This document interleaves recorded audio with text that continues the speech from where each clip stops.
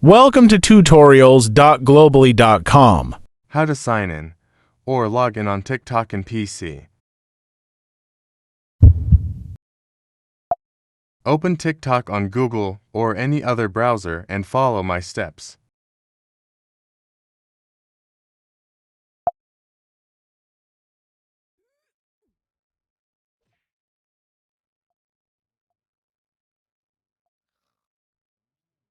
Now, here you need to choose Sign In option, not Sign Up.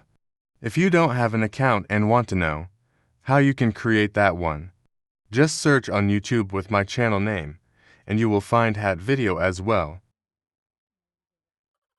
Choose the method which you have used while creating an account.